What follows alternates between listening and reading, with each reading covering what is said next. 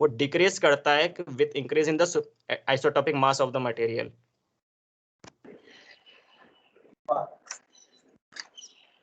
तो जैसे कि temperature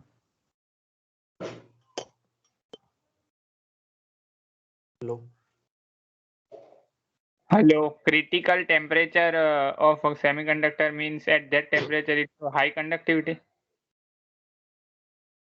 Meet,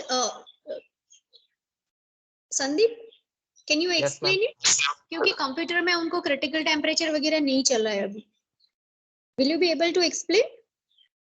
critical temperature is वो टेम्परेचर होता है जिस टेम्परेचर पे वो अपने सुपर कंडक्टिंग प्रॉपर्टीज शो करता है। अगर उस मैग्नेटिक क्रिटिकल मैग्नेटिक फील्ड और critical temperature, critical magnetic field will what if I will say sorry मैं वो स्लाइड पे ले जाऊं ऐसा पूछ रहा था। क्रिटिकल मैग्नेटिक फील्ड वाली टेम्परेचर वाली हाँ लेके जाओ, कोई दिक्कत नहीं, क्योंकि magnetic field is too vast to explain. अब क्रिटिकल टेम्परेचर देख लो all of you, and the same concept we apply for critical magnetic field. हाँ, जस्ट हेलो मैम, आवाज आ रही है मैम? यस यस मैम, तो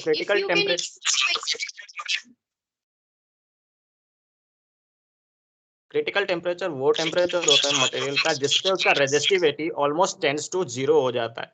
मतलब वहां पे उस टेम्परेचर पे वो सुपर कंडक्टिंग प्रॉपर्टी अपने शो करता है।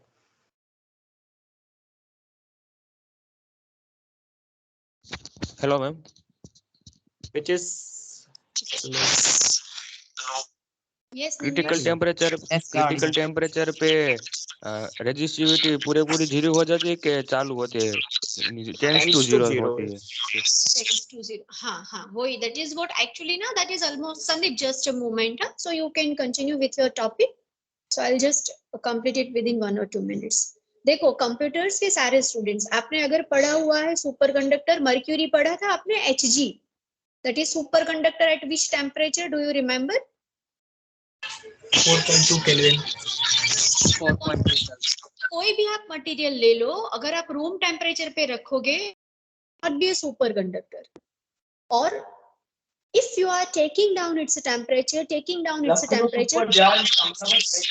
somewhere one temperature will come where its resistivity almost become 0, जहां पे उसका resistivity almost 0 हो जाता है।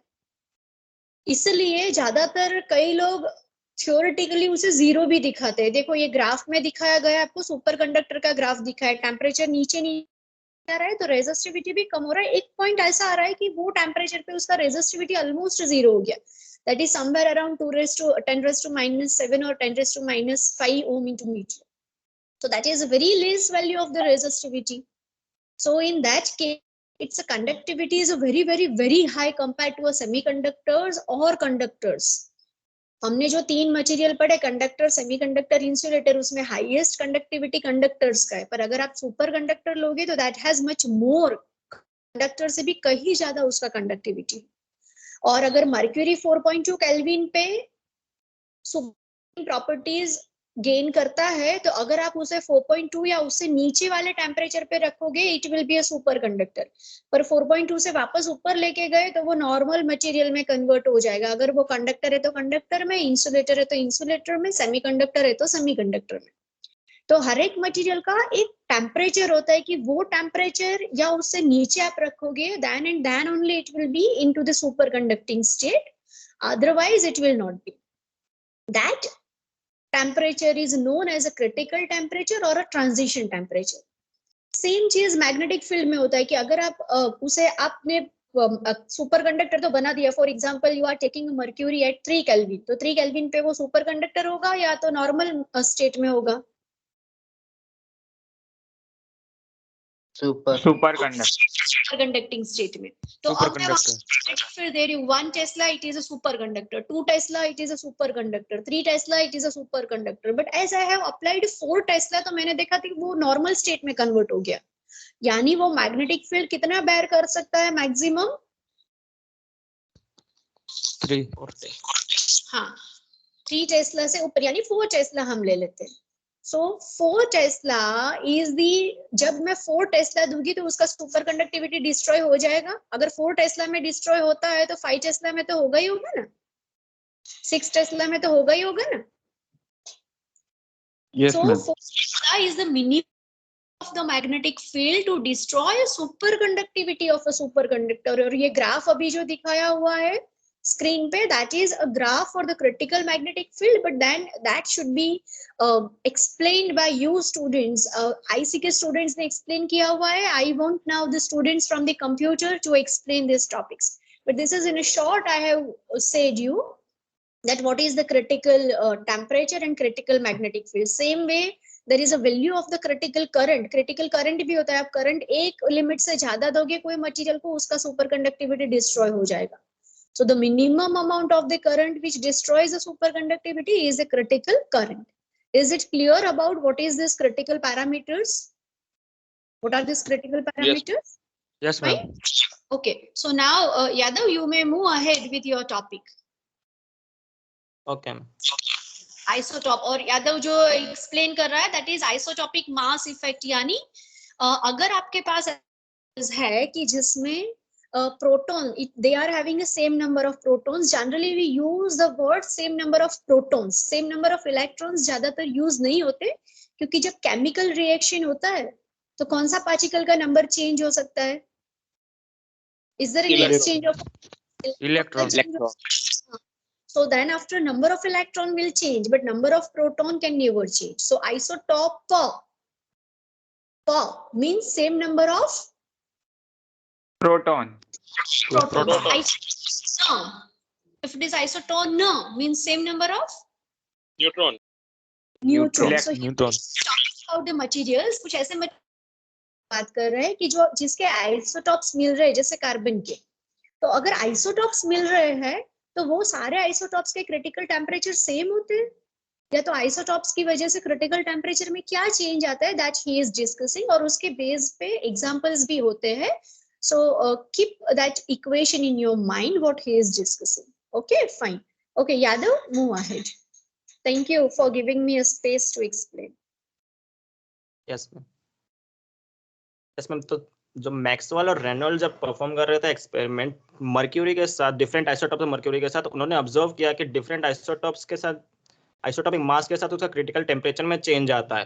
तो वो चेंज कैसे होता है? तो जब हम लोग क्रिटिकल टेम्परेचर किसी को मटेरियल का डिक्रीज करते हैं तो उसके आइसोटॉपिक मास में इंक्रीज देखने को हमको मिला. तो है ना, हम लोग यहाँ से कह सकते हैं कि जो क्रिटिकल टेम्परेचर होता है वो इनवर्सली प्रोपोर्शनल होता है आइसोटॉपिक मास के, और आइसोटॉपिक मास के ऊपर रेज टू अल्फा लगा है जो आइसोटॉपिक, जिसको आइसोटॉपिक कोएफिशिएंट कहते हैं. और ये डिपेंड करता है कि हमने कौन सा मटेरियल लिया है और इसकी वैल्यू डिफरेंट होती है. but mainly the value of alpha is they noted it is 1/2 and it is also 1/2 for mercury. So equation will become Tc is directly proportional to 1/m raised to 1/2. अगर हम लोग यहाँ से दो isotope लेते हैं मर्क्यूरी का या तो किसी भी मटेरियल का, तो दोनों का हम लोग जब रेशियो लेंगे इक्वेशन में से, Tc critical temperature of material 1 upon critical temperature of material 2, they will equal to the isotopic mass raise to 1/2 and upon में m1 रेज टू 1/2. और ये इक्वेशन बहुत इंपॉर्टेंट है क्योंकि उसके सम्स में यही, इससे हम लोग मैक्सिमम सम आइसोटॉपिक के सॉल्व हो जाएंगे.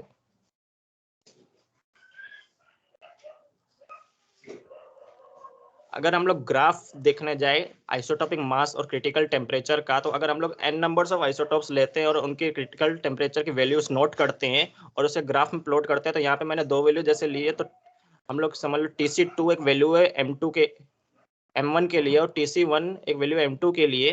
तो यहाँ से हम लोग देखेंगे कि Tc1 पे जो m2 का है वो ज़्यादा है और m1 पे Tc2 की वैल्यू कम है. तो है ना, यहाँ से अगर हम लोग ग्राफ इसका प्लॉट करते हैं तो हमको एक लीनियर लाइन मिलती है. तो इससे भी हमको एक क्लियर होता है कि जो क्रिटिकल टेम्परेचर होता है वो इनवर्सली प्रोपोर्शनल टू होता है आइसोटॉपिक मास के. मीन्स जो Tc हम लोग अगर इंक्रीज करते जाएंगे तो आइसोटॉपिक मास हमको डिक्रीज होगा. Hello, yes. ये नोटेशन में TC1 के लिए M2 ग्राफ में दिखा रहा है। हाँ, तो आइसोटॉपिक मास कोई भी ले सकते हैं, मैंने वहाँ पे M2 रखा है। तो TC1 के लिए कोई भी M2 मास है और TC2 के लिए M1 है। यादव वो कंफ्यूज ना हो जाए, इसलिए देखो आपने TC1 का एक्सटेंड किया ना, वहां पे बाय मिस्टेक M2 आ गया है, है ना। Yes ma'am. TC1 से अगर M1 रिलेट करता है तो अगर चेंज कर सकते हो तो कर दो, otherwise it's a fine, we may explain to students. All of you just interchange that by mistake he has written M2 instead of M1 and M1 instead of M2। TC1 जहां पे extend करके x axis पे लिया है that is M1। तो TC1 less है TC2 से, पर M1 जो है वो M2 से ज्यादा है। देखा आपने, यानी जैसे आइसोटॉपिक मास बढ़ता है, क्रिटिकल टेम्परेचर क्या होता है इसका? डिक्रीज डिक्रीज होता है। अगर मुझे M1 के लिए मुझे मिल रहा है, अगर 3 केल्विन मिल रहा है, तो M2 के लिए मुझे मिलेगा 2 केल्विन या 1 केल्विन, है ना।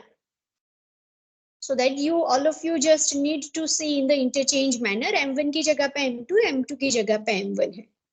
Yadav, move ahead.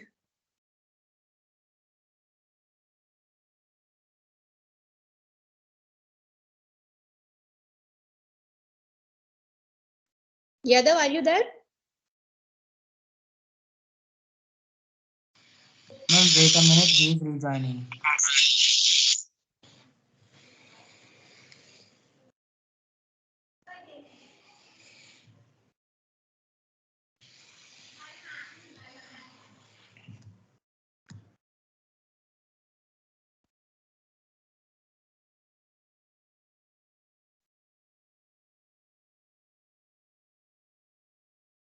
Sorry ma'am, network issue. No issue, Yadav. Should I continue? हाँ यादव। तो है ना, जैसे कि दो साइंटिस्ट ने ऑब्जर्व किया था कि जैसे जैसे हम लोग आइसोटॉपिक मास इंक्रीज करते हैं तो क्रिटिकल टेम्परेचर के वैल्यू में हमको डिक्रीज देखने को मिलता है। तो इस ग्राफ से भी यही क्लियर होता है कि अगर हम लोग TC इंक्रीज करेंगे तो आइसोटॉपिक मास में डिक्रीज करने को दिखेगा, या तो हम लोग आइसोटॉपिक मास अगर आइसोटॉपिक का बढ़ाते जा रहे हैं तो हमको TC में डिक्रीज देखने को मिलेगा। तो यहाँ से हमारा वो इक्वेशन क्लियर होता है, TC जो होता है इनवर्सली प्रोपोर्शनल टू 1/m⁴ होता है। Yes, next. तो हेंस वी कंक्लूड, जैसे यहाँ पे लिखा था हम। यस भाई, वो जो ग्राफ होता है वो 1/√, है, तो उसका ग्राफ कर्व नहीं आना चाहिए लीनियर की जगह। अल्फा एक कोएफिशिएंट है,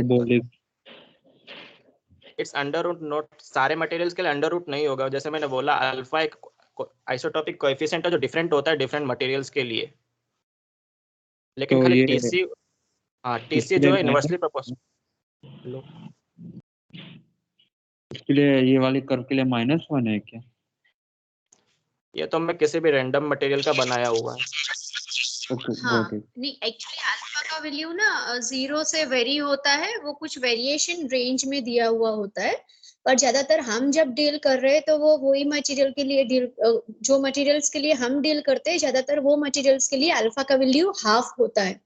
अगर आपको भी एग्जाम्पल पूछा गया है एग्जाम में, कोई है तो आपको भी अल्फा का वैल्यू हाफ ही लेना है, but actually that may very with the materials, पर रेंज उसका बहुत बड़ा है ना, इसीलिए जो ग्राफ दिखाया है वो पैराबोला नहीं है।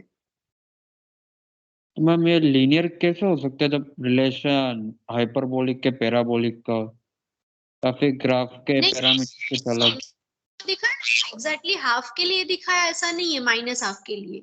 It's a value varies, that is actually TC raise to alpha दिया गया है, और अल्फा का वैल्यू यहाँ पे -12 है, और ये जो रिलेशन दिखाया हुआ है वो -12 के लिए आपको नहीं दिया है।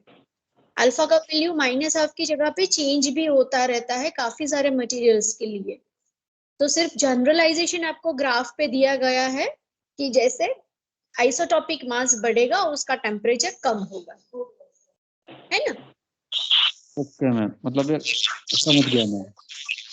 मतलब पैराबोला ही मिलता है या ऐसे स्ट्रेट लाइन ही मिलता है, that is not necessary, it depends on value of the अल्फास।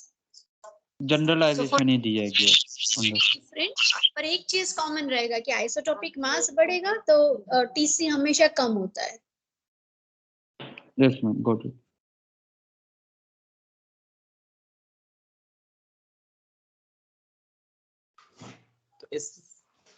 तो इससे हम कंक्लूड करते हैं कि सुपर कंडक्टिंग क्रिटिकल टेम्परेचर होता है जो वेरियस आइसोटॉप्स के लिए वो डिफरेंट होता है। तो इस फिनोमिना को जो ऑब्जर्व किया था उन्होंने उससे आइसोटॉपिक इफेक्ट बोलते हैं। तो है ना यहाँ पे जो डिपेंडेंस ऑफ क्रिटिकल टेम्परेचर होता है आइसोटॉपिक मास पे, वो है ना लेटाइस वाइब्रेशन और इलेक्ट्रॉन फोनन इंटरेक्शन पे डीपली इन्वॉल्व होता है। और यहाँ पे फर्स्ट क्वेश्चन ये आता है कि इलेक्ट्रॉन फोनन इंटरेक्शन का मतलब क्या होता है। तो इलेक्ट्रॉन फोनन इंटरेक्शन मैंने यहाँ पे समझाने की कोशिश की है। जैसे हम लोग कंसिडर कर लेते हैं एक कोई पॉजिटिव लेटाइस रीजन है और उसमें अगर एक इलेक्ट्रॉन एंटर करता है एक साइड से, तो है ना जैसे वो इलेक्ट्रॉन अंदर एंटर करेगा तो है ना इलेक्ट्रॉन नेगेटिवली चार्ज है और वो पॉजिटिव लेटाइस है, तो सारे पॉजिटिव आयंस को अपनी साइड अट्रैक्ट करेगा। तो है ना इससे जो सारे चारों साइड से अट्रैक्ट होंगे तो वहाँ पे एक रीजन क्रिएट होगा जिसे कहते हैं हाई पॉजिटिव चार्ज रीजन, और उसी को फोनोन कहते हैं। तो ऐसे ही हम लोग अगर n नंबर्स ऑफ इलेक्ट्रॉन अगर एंटर करते हैं जैसे पॉजिटिव लेटाइस रीजन में, तो वहाँ पे वो पूरा लेटाइस डिस्टॉर्ट हो जाएगा और जो इंटरेक्शन होगा इन दोनों के इलेक्ट्रॉन और फोनोन के बीच में, इसको इलेक्ट्रॉन फोनोन इंटरेक्शन कहते हैं। एंड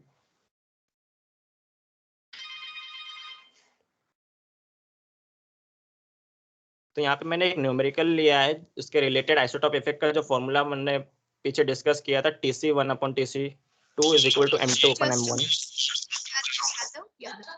ये जो इंटरेक्शन दिखाया ना यादव ने, that is known as a phonon interaction. अगर याद है तो हमने चैप्टर 1 में देखा था कि पार्टिकल्स में क्रिस्टल में अंदर अंदर if there is a transfer of energy it is known as a photon, है ना, जैसे लाइट में पार्टिकल फोटोन होता है।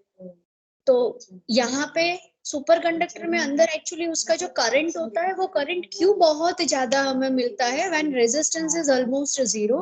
तो सबसे पहली चीज है कि sorry when temperature is almost resistance is almost zero. तो सबसे पहली चीज कि हम टेम्परेचर हम वहां पे हमेशा लो रखते हैं और लो टेम्परेचर की वजह से वाइब्रेशंस कम हो जाते हैं। That is the first reason. And because vibration decreases resistance decreases. तो रेजिस्टेंस डिक्रीज होने की वजह से करंट ज्यादा मिलता है। हालांकि ये करंट का वैल्यू इतना ज्यादा है कि अंदर एक्चुअल क्या मैकेनिज्म होता है that has been shown in a particular theory and this is what Yadav has shown, that is a part of that theory. उसे BCS theory बोलते हैं, जो साइंटिस्ट है बाजिन, कूपर और स्कीफर ने फाइंड आउट किया था कि अंदर एक्चुअल मैकेनिज्म क्या होता है। And BCS theory is also there in your syllabus, so that when we will discuss that BCS theory, that will be explained by the faculty. तो वो जब एक्सप्लेन करेगी तो आपको एग्जैक्टली ये इंटरेक्शन उस वक्त हम बताएंगे कि कैसे ये इंटरेक्शन होता है। ठीक है। So just now Yadav you continue the example of the isotopic effect. हाँ बोलो। लेटिस वाइब्रेशन क्या होता है? लेटिस यानी जो स्ट्रक्चर उसका होता है मोनोक्लिनिक स्ट्रक्चर है या टेट्रागोनल स्ट्रक्चर है, तो उसमें पॉजिटिव आयंस होता है, इलेक्ट्रॉन्स होता है, वो जब वाइब्रेट करता है that is known as a vibration of lattice. Lattice यानी वो स्ट्रक्चर। ठीक है। Okay ma'am.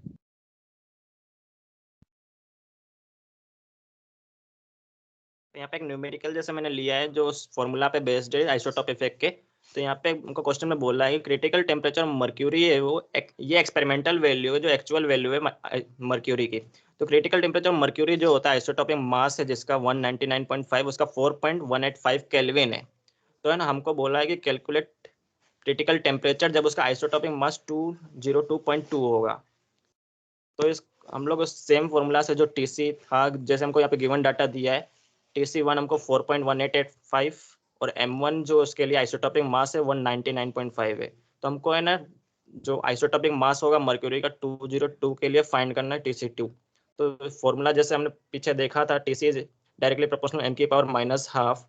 तो इसको हम जब दो है हमारे लिए यहाँ पे दो आइसोटॉप से, दो आइसोटॉप के लिए लिखेंगे तो रेशियो में लिखेंगे तो TC1/TC2 हो जाएगा हमारा M1/M2 के द होल -1/2। तो इसका हम लोग के 3 वैल्यू दे के रखिए और एक फाइंड करना है, तो वैल्यू सिंपली इसमें डाल के कैलकुलेट कर लेंगे।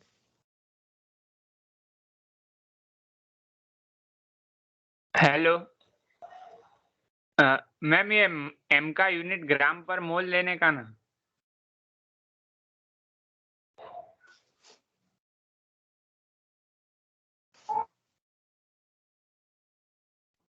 संदीप क्या लोगे?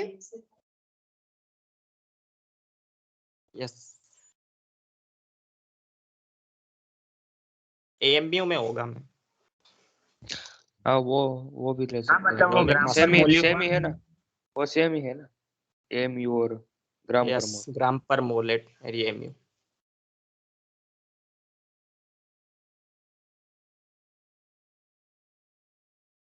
Correct, you may move ahead. मैंने यहाँ पे अनदर इक्वेशन, मैंने अनदर न्यूमेरिकल भी लिया है जिसमें क्रिटिकल टेम्परेचर हमको सुपर कंडक्टिंग मटेरियल कोई भी है उसका दे रखा है 200 है, जो 5 केल्विन टेम्परेचर पे, आइसोटोपिक मास 200 है और 5 केल्विन टेम्परेचर पे। तो हमको आइसोटोपिक मास इसका कैलकुलेट करना है 5.05 केल्विन पे क्या होगा। तो इसमें भी सिंपली वही फॉर्मूला लगाएंगे। TC1 जिस 5 केल्विन है उस पे आइसोटोपिक मास 200 हमको दे के रखा है, और TC2 हमारा 5.05 है, तो M2 हमको फाइंड करना है। तो वही फॉर्मूला जो पिछले इक्वेशन में मैंने यूज किया वही वाला यहाँ पे रखा है। तो इसमें हमको M2 फाइंड करना है, तो यहाँ से हम दोनों साइड पहले स्क्वायर कर लेंगे, और M2 को एक साइड रखेंगे और बाकी 3 जो वैल्यू हमको दे के रखे थे पुट करेंगे, तो उससे हमको वैल्यू मिल जाएगा M2 का, जो आएगा ग्राम पर मोल में।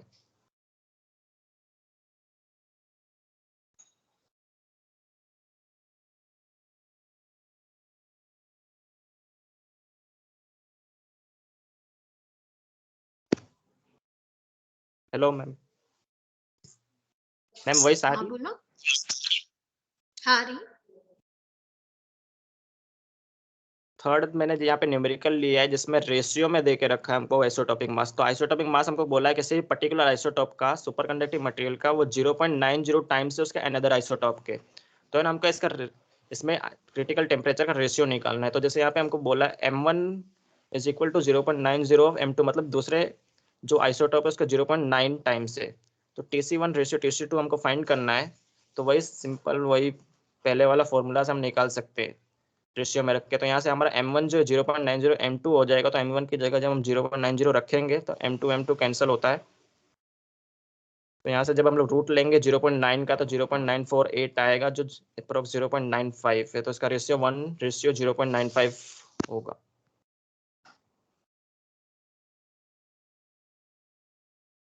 Yadav just a moment, is it clear to everyone? Equation कौन सा लोगे आइसोटोपिक में? TC इक्वेशन कौन सा लोगे आइसोटोपिक मास में? TC1 by TC2।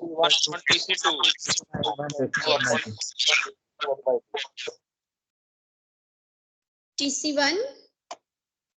और सिर्फ अगर एक मटेरियल के लिए लेना है, can we take TC1 is proportional to m raised to -12?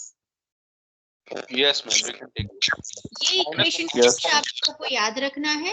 Examples based critical magnetic field का एग्जांपल भी आ सकता है, ये आइसोटोपिक मास का एग्जांपल भी आ सकता है, और क्रिटिकल करंट का भी आ सकता है। तो जैसे जैसे टॉपिक क्लियर करते जा रहे हैं साथ में एग्जांपल देखो, यहाँ पे 3 अलग अलग एग्जांपल्स यादव ने लिए, बहुत बढ़िया। पहले fourth one आपको फाइंड आउट है, that is easy for you, you can take in terms of a ratio. TC1 is proportional to m raised to -12, TC2 is proportional to m2 raised to -12। तो proportionality remove करके constant क्या आएगा वो तो हमें पता नहीं ना, तो सिलेबस में दिया हुआ, that is just a constant. तो रेशियो ले लेंगे तो कांस्टेंट तो कैंसिल हो जाएगा ऊपर नीचे। अगर m1 और m2 का रिलेशन दिया हुआ है, that you can take in this manner. Same way if a relation of a critical temperature is given to you and you have to find out isotopic mass, is it easy for you? जैसे यहाँ पे बोला हुआ है कि isotopic mass 0.90 times है, वैसे critical temperature के लिए भी बोल सकते हैं कि TC2 that is 0.05 times of TC1। तो कर सकते हो आप? Is it possible? Yes, ma'am. Yes, ma'am. सारे इक्वेशंस करना, एग्जांपल्स में सिर्फ वैल्यूज सब्स्टिट्यूट करना रहता है और कुछ नहीं होता। और अभी ऑफलाइन एग्जाम है तो एग्जाम ही आएगा सुपर कंडक्टर का, तो छोड़ना नहीं। चैप्टर भी बहुत बढ़िया, बहुत इजी है। जहां पे भी कुछ भी पता नहीं चले तुरंत पूछो, it is very easy, you may right it on your own. आपको ही सोचना है उसे कैसे लिखते हैं और लिखते जाना है। There is nothing to mug up at even. Fine. So now Yadav is move. हाँ भौतिक।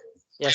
हाँ मैम इसमें पर्टिकुलर कैसे पता चलेगा कि M1 ही M2 से 0.9 टाइम है? नहीं, वो कुछ भी आप ले सकते हो। जैसे एक टेम्परेचर और मास दिया है, तो वो मास को आप M1 ले रहे हो तो उसके टेम्परेचर को T1 लो, सिर्फ उतना ध्यान रखो, TC1 लो। अगर आप उसे M2 लेते हो तो TC2 लो। ऐसे नहीं होना चाहिए कि आपने अंदर बोला हुआ है। जैसे यादव आगे वाला एग्जांपल दिखा ना जरा।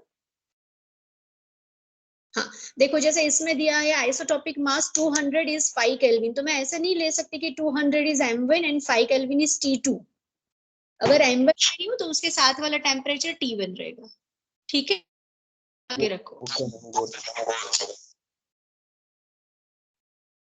ठीक है यादव, कौन सा टॉपिक है नेक्स्ट? हम कौन से टॉपिक पे जा रहे हैं? हाँ, इफेक्ट ऑफ सुपर कंडक्टर है और उस पे हम प्रेशर दे रहे हैं। जी जी।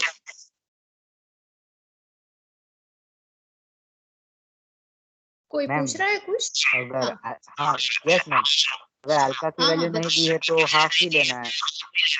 हाफ ही लेना है, minus half is always Dev.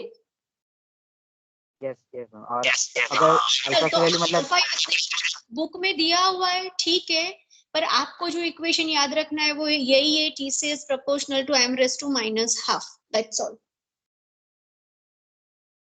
Okay ma'am. है ना? अच्छा, अब अगर सुपर कंडक्टर को आप प्रेशराइज करते हो तो क्या होता है? जैसे मैं आपको बोलूंगी कि हाँ, ये सुपर कंडक्टर वाला जो टॉपिक प्रेजेंटेशन कर रहा है, ध्यान रखना मैं सुपर कंडक्टर का एग्जाम लेने वाली हूँ, तो इफेक्ट बढ़ेगा या नहीं बढ़ेगा? ध्यान रख, थोड़ा ध्यान से पढ़ेंगे या नहीं पढ़ेंगे students? Yes ma'am.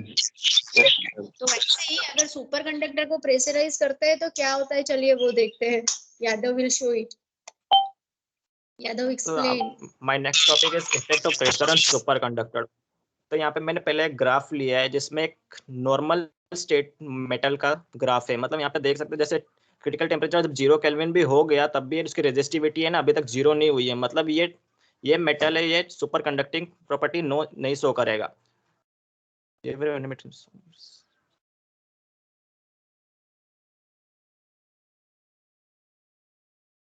Hello ma'am, hello हाँ हाँ, बताओ। हेलो। Yes ma'am. ये तो है ना इस मैम आवाज आ रही है background. just a moment. If somebody's mic is unmuted, just keep it on a mute. You continue, Yadav. If it is unmuted, I will do. Okay okay, तो जो यहाँ पे मैंने ग्राफ लिया वो एक नॉर्मल मेटल का है। जैसे कि यहाँ पे हम लोग 0 केल्विन टेम्परेचर तक उसको लेके जा रहे हैं तो भी उसका रेजिस्टिविटी अभी तक टेंड्स टू 0 नहीं हुआ है। मतलब ये सुपर कंडक्टिंग प्रॉपर्टी नहीं शो करता है। तो अगर हम लोग कोई सर्टन मेटल्स जो होते हैं जिसके ऊपर हम लोग प्रेशर अगर अप्लाई करें तो वो सुपर कंडक्टिंग प्रॉपर्टी शो करते हैं। तो जैसे कि मैं यहाँ पे सेकंड स्लाइड में दूसरा ग्राफ लिया हुआ है, उसमें आफ्टर अप्लाइंग प्रेशर मैंने देखा है कि आफ्टर जब इंक्रीज किया गया प्रेशर उस मेटल के ऊपर, तो है ना वो उसका जो रेजिस्टिविटी था वो 0 हो गया एक TC मतलब क्रिटिकल टेम्परेचर पे। Means that material so start showing super conductivity. तो है ना सब हम लोग यहाँ से कह सकते हैं कि अगर अगर हम लोग किसी अगर सर्टन मटेरियल्स के ऊपर हम लोग प्रेशर अगर इंक्रीज करते हैं तो है ना वो मटेरियल अपनी सुपर कंडक्टिव प्रॉपर्टी शो करेगा अंडर हाई प्रेशर। तो यहाँ पे मैंने जैसे एग्जांपल लिया है सीजियम का। तो सीजियम एक ऐसा मेटल है जो है ना 1.5 केल्विन टेम्परेचर पे अगर उसको हम लोग 110 किलो बार प्रेशर देते हैं तो है ना वो सुपर कंडक्टिंग प्रॉपर्टी शो करता है।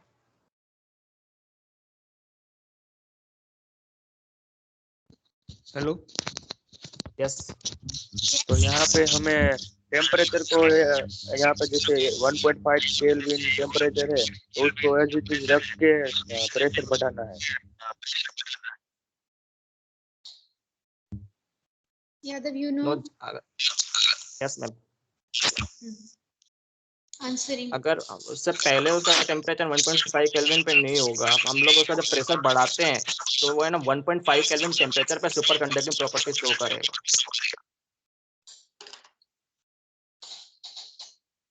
ऐसे नहीं कह रहा हूँ, अगर हम प्रेशर बढ़ाएंगे तो टेम्परेचर भी बढ़ेगा ना नॉर्मल कंडीशन में। तो अगर हम टेम्परेचर को बढ़ाएंगे तो सुपर कंडक्टिव प्रॉपर्टी तो फिर नहीं दिखाएगा ना, ऐसा कर रहा हूँ। Yes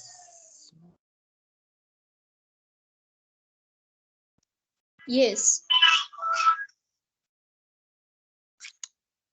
Yadav, somebody has asked a question at last. Yes, ma'am. On increasing the pressure, temperature is also increases, but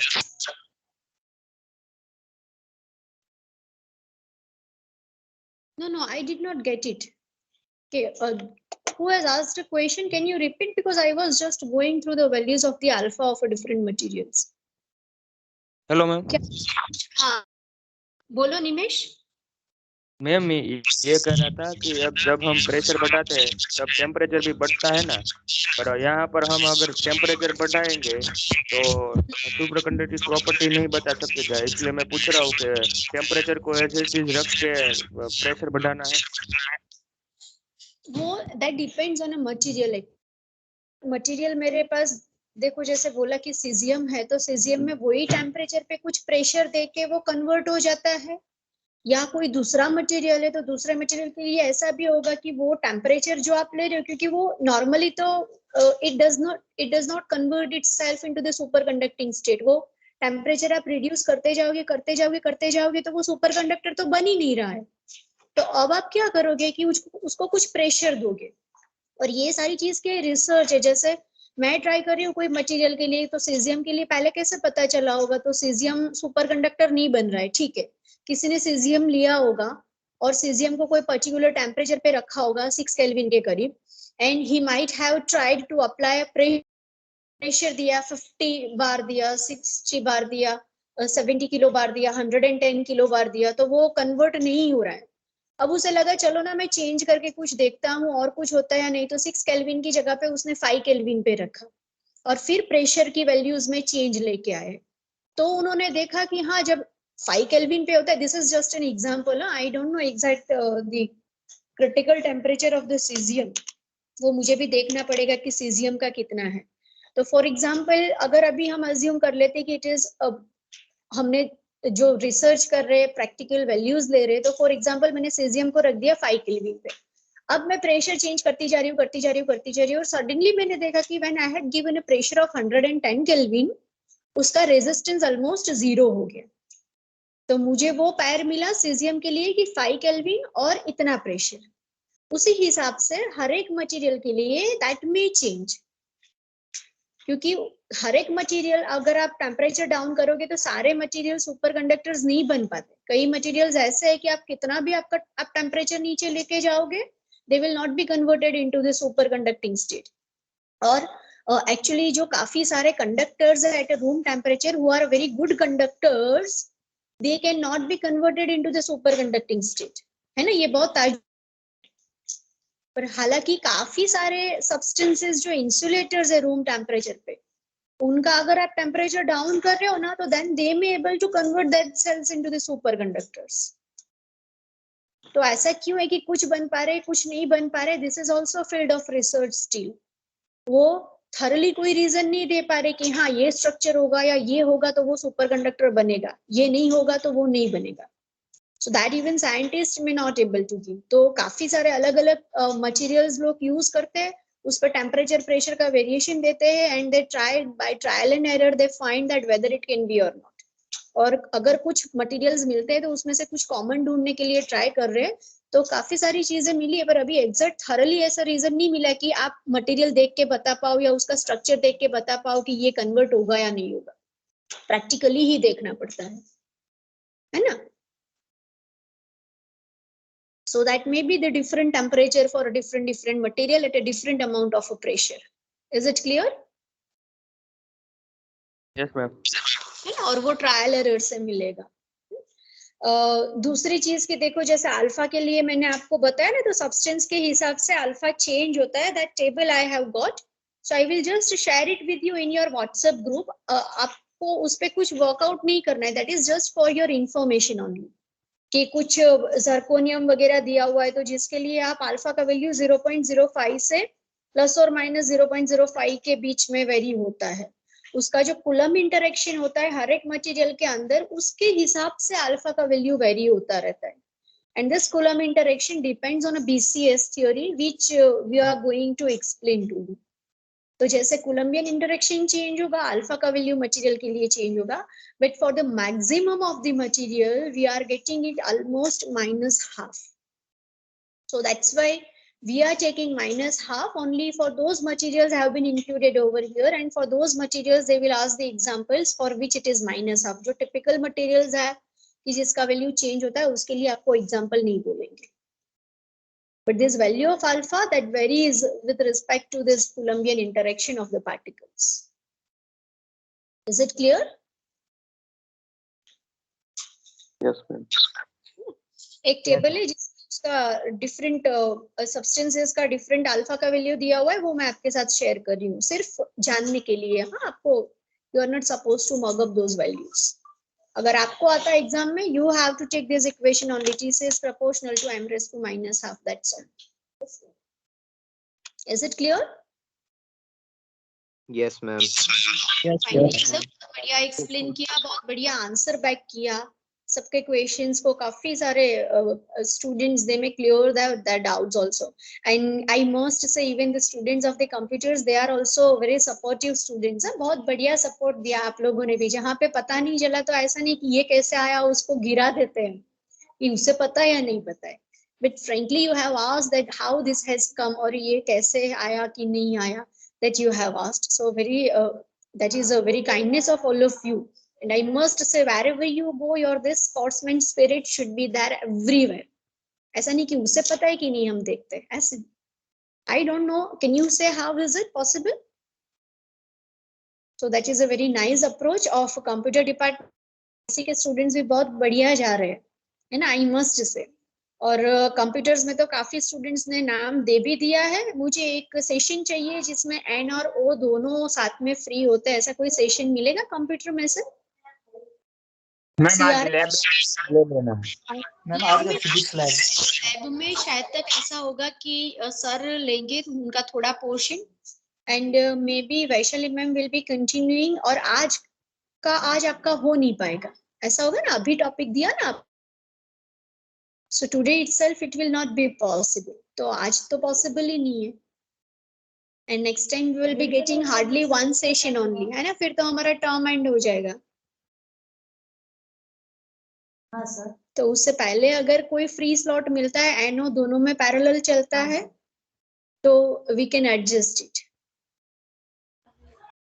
या तो आपको पता है कोई सब्जेक्ट में खत्म हो गया है ऐसा कुछ. हाँ, कॉलेज स्टार्ट होने वाला